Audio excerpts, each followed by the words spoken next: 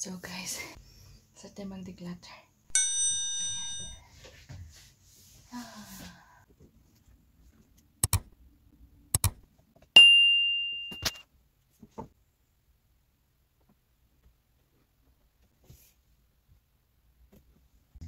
So yung unahin natin dito guys. So ito yung mga jackets for winter. Yung mga maliliit kukunin ko. Tapos yung mga malalaki dito ko na lang siya ilagay for the next winter. Yung ibang damit ni Aaron na newborn at saka yung mga pang 3 to 4 months na declutter ko na, nalagay ko na sa malaking bags. And meron akong malaking kahon. Gusto ko na isahin na lang sila ba and ilagay dun sa storage dun sa baba. And pag hindi magkasya dun sa malaki na kahon, meron pa akong mga ibang mga boxes. So dun ko sila ilalagay. So at least hindi masyadong marami yung yung mga plastic, hindi masyadong marami yung box. Mostly yung mga damit niya, binigay ng aming mga kaibigan, yung mga kakilala dito, and yung mga kapitbahay. Kasi meron silang mga newborn ba na damit. So binigay nila sa amin nung nalaman nila na nanganak na ako. So wala kami masyadong binili nung maliit pa si Aaron. Kunti lang, parang mabilang lang talaga yung binili namin na damit. And then yung mga auntie din niya sa Italy, bumili din sila ng mga gamit ng aming baby. So ayun, naka-save kami dun sa pagbili ng mga damit. And ano pa talaga, magaganda pa yung mga damit. Kasi yung mga newborn, hindi naman yun as in use talaga na damit kasi ang bilis lumaki ng mga baby. So, mukha pa talaga siyang bago. Our baby is so lucky. Kasi ang dami niyang damit na na-receive. So let's start. Kunin natin ito. Ito yung mga sleeping sack ni Aaron. Hindi din to masyadong nagamit kasi ayaw niyang mag-sleeping sack. Umiiyak siya pag nilalagay ko siya dito sa loob tuwing gabi. Ayaw talaga niya.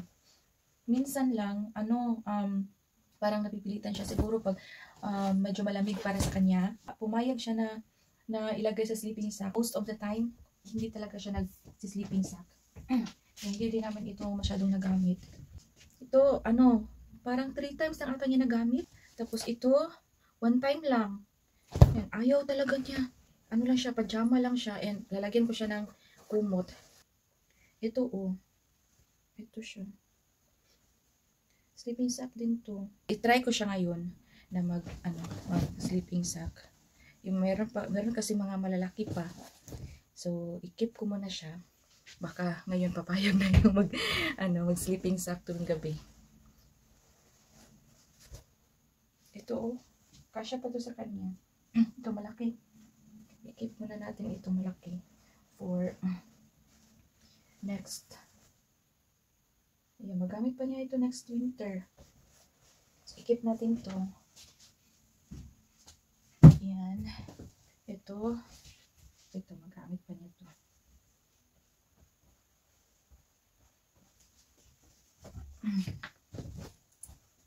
Ito, hindi na. Keep na natin.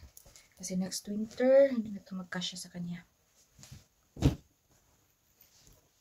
Ito, ang ganda pa talaga niya. I-keep ko ito for our next baby. Pag wala na kaming plan mag-baby, ibibigay na namin to. Mga gamit pang bata. Or ipapadala ko sa Pilipinas. Pero yung mga makakapal, hindi ito magagamit sa Pilipinas. Ito, para to sa stroller. Pag winter. Pero hindi na ito magamit ni Aaron. Pag newborn ito. Na to, for next baby na ito. So let's keep this. Ito pang din, ilalagay sa stroller. Ayan, para hindi malamigan yung baby.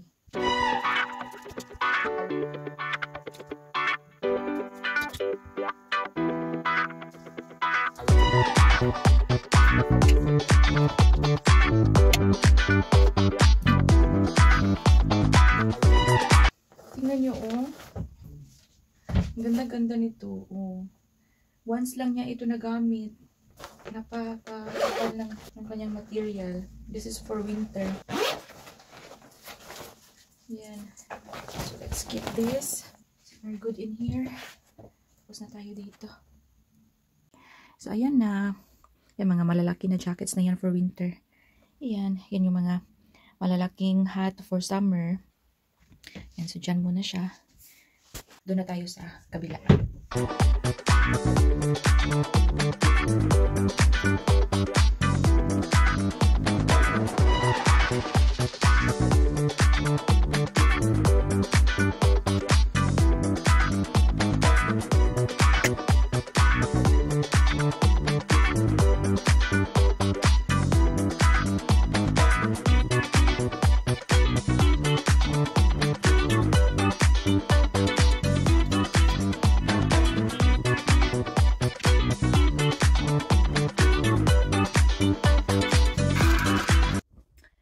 Hi guys! Kahapon na-cancel yung plano ko na mag-declutter. Naka-start na ako kahapon ng pagtanggal ng mga maliliit na damit ni Aaron. So ngayon, andito na siya. Ayan. Ayan lahat yung nakuha ko kahapon. Yung iba, natapos ko na siyang i-pack sa isang box. Ayan, dyan. Yung box na yan, pang newborn niya, mga gamit. And yung iba na medyo malaki-laki, yun yung i-declutter ko ngayon. And i-keep ko na siya sa box. Yeah, i-declutter ko na siya ngayon. Kasi yung mga malalaki na damit ni Aaron, ilalagay ko na siya sa baba. Ayan, and ito, para hindi siya crowded na basa cabinet. And ilalagay ko na to sa storage doon sa doon sa baba. So meron na akong mga dito, mga boxes. Ayan, just in case na dito, itong big box na to, hindi magkasya to lahat. Yung isang box dyan, meron na yung laman. Unahin ko muna itong punuin bago yung mga maliliit na boxes.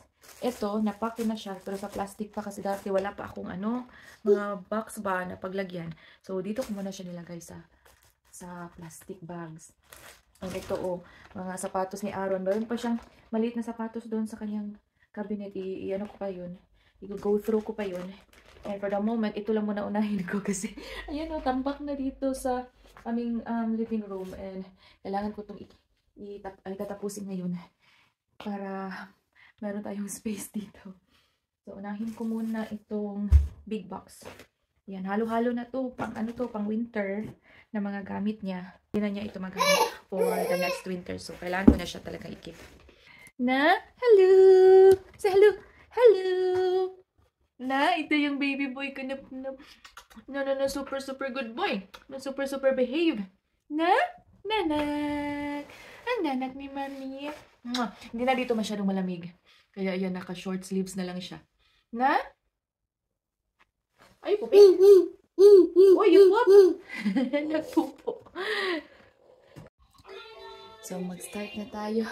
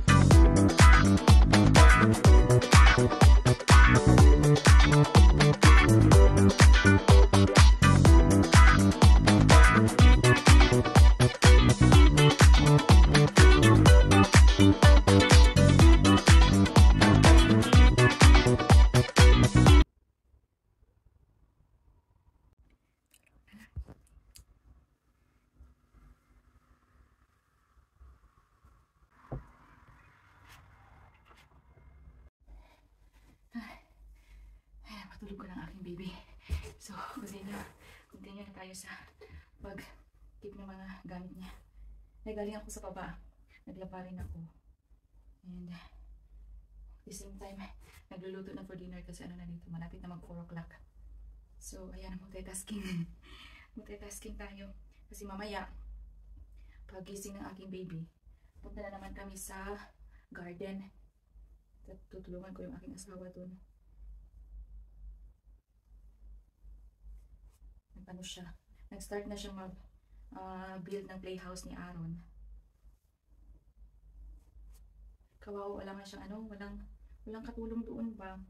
Yung mabigat pa naman yung foundation kasi ano yun, bakal. Ngayon sabi niya na kailangan niya ng assistant. So, paano naman ako makapunta doon, yung baby ko dito na natutulog. So mamaya na lang pagising niya.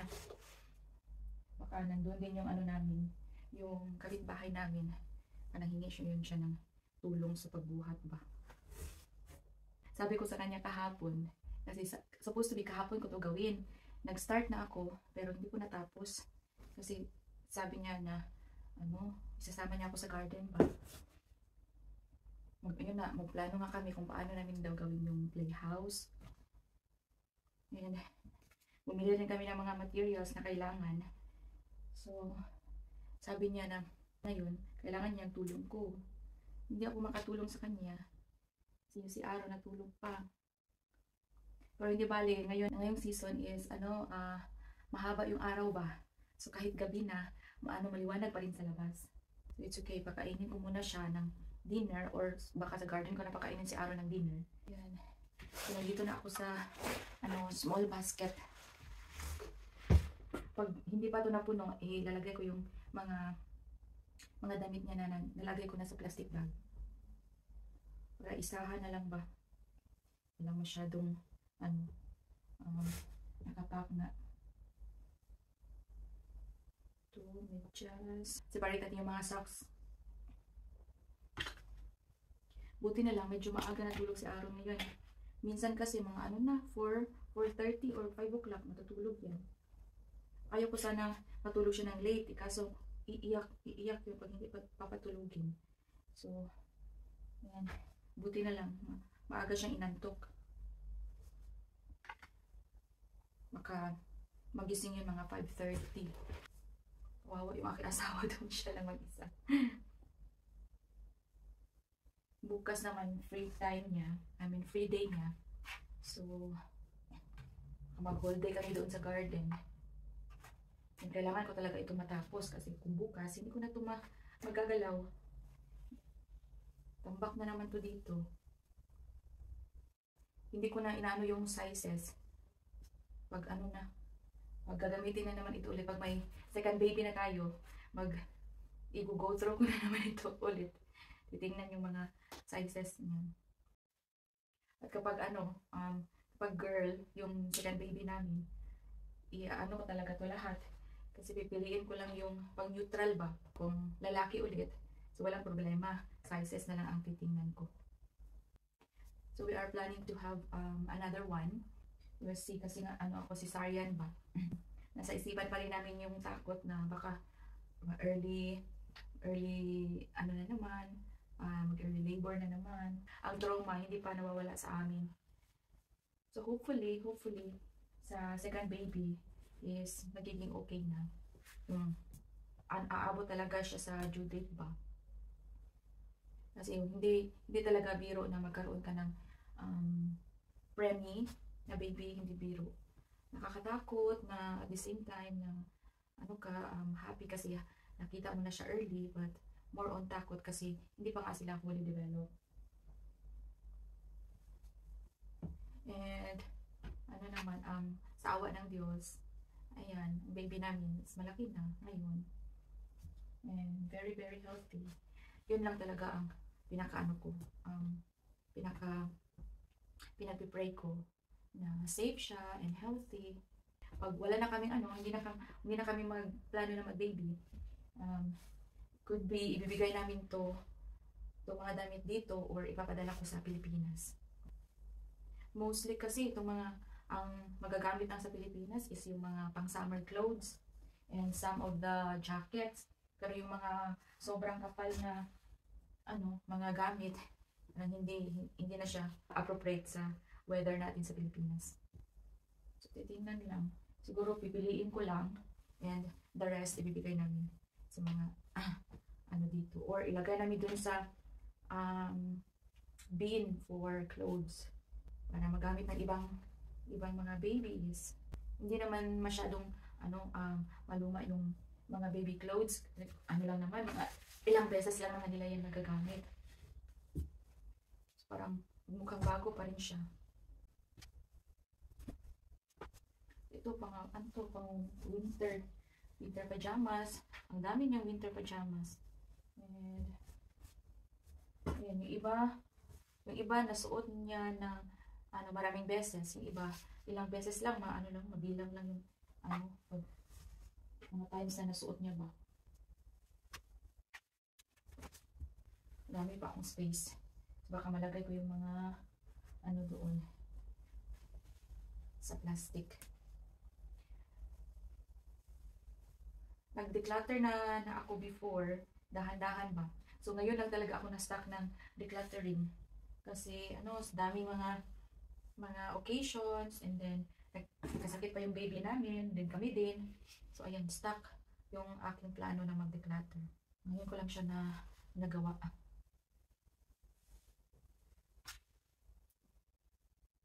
So, may mga pinsan ako dun sa Pilipinas na mga babies pa na lalaki. Kung malapit lang sana, mabigay ko to. Kung ipapadala ko naman ng konti lang, mas parang lugi tayo sa shipping. So baka later on na wala nang plano mag-baby, isend na natin to.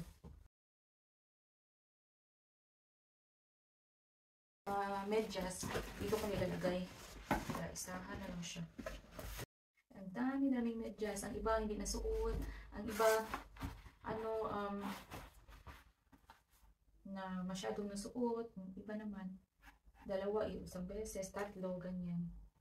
Ito, parang napasuot ko lang dito ni Aaron dito sa bahay for tutorial.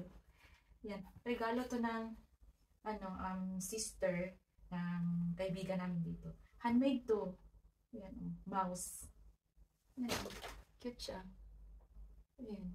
Pag mga newborn, binibigyan nila ang mga regalo is mostly ganito. Mga handmade ba? Ito galing to sa sa insurance company. Nung pina-register namin si Aaron, kinuha na namin siya ng health insurance. Ito yung binigay nila. Ayan. Parang may pa nito? Ito. Ito? Yeah, ito, dalawa. Hindi rin nagamit. Ito sa hospital to. Galing to sa hospital. Yan. Ito din. Nung pinanganak ko si Aaron, saan yung nung pinanganak ko si Aaron, ito yung binigay ng midwife. Meron pa itong kasama. Nakip ko ata. Ay, ito Ito, machi-machi. Kaso yung hindi ko na napasuot ito ni Aaron. Nung inuwi namin siya dito. Kasi pa-summer na ba? So, mainit. Hindi na siya akma sa weather. So, next na lang yan. Next baby. Kung winter baby, yung second baby namin, dami siyang dami pang winter. Walang problema. So, ito lahat. Ito, binili ko to dun sa city pagkatapos ng physiotherapy ni Aaron. Sumaglit kami sa department store. Ayan, nakita ko yan. Nakyutan ako sa sa design niya. Binili ko. Ito mga shoes niya for newborn. Meron pa doon sa kwarto. Ito, nagamit niya lang to 2 times. Ito, hindi niya nagamit kasi malamig pa nung time na yun. Nung pag summer, hindi na ito magkasya sa kanya. And then ito, I think 3 times. Ito, nasuot niya. So, yung mga babies, usually, yung nila is socks lang. Isusuot. So, dito tayo. Transfer natin ito.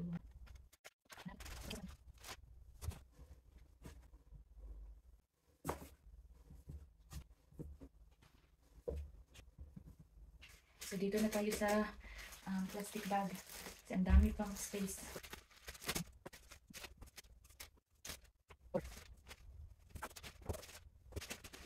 So cute. Bear. Yan, madaming beses ito nagamit ni Aaron nung, nung winter. Na talaga to, use talaga to ni Aaron. Tapos ito din. Na hindi talaga sila malamigan ba?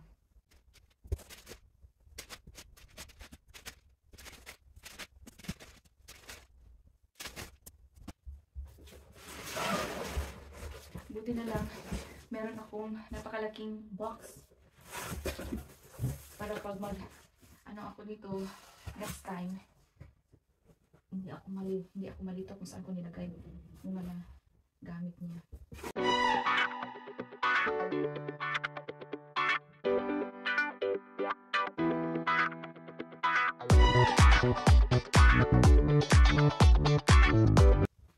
Ito, gamit na gamit niya to ng winter. Ayan. Super useful to sa kanya. Pero hindi talaga niya ito nagamit. Sobrang kapal. Ito. Lalabas lang naman kami pag may siya, may termin siya. May appointment sa doktor, o pupunta kami ng city, nung siya, sinadjust kasi ng kanyang kanyang pedia na mag-physiotherapy. So, pupunta kami. Ayan, kailangan mga kakapal na isusuot. Pero hindi din magamit lahat.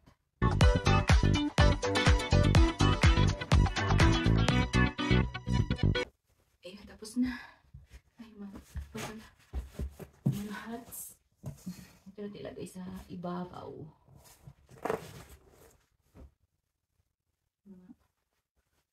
Cover sa ulo. Kasya talaga.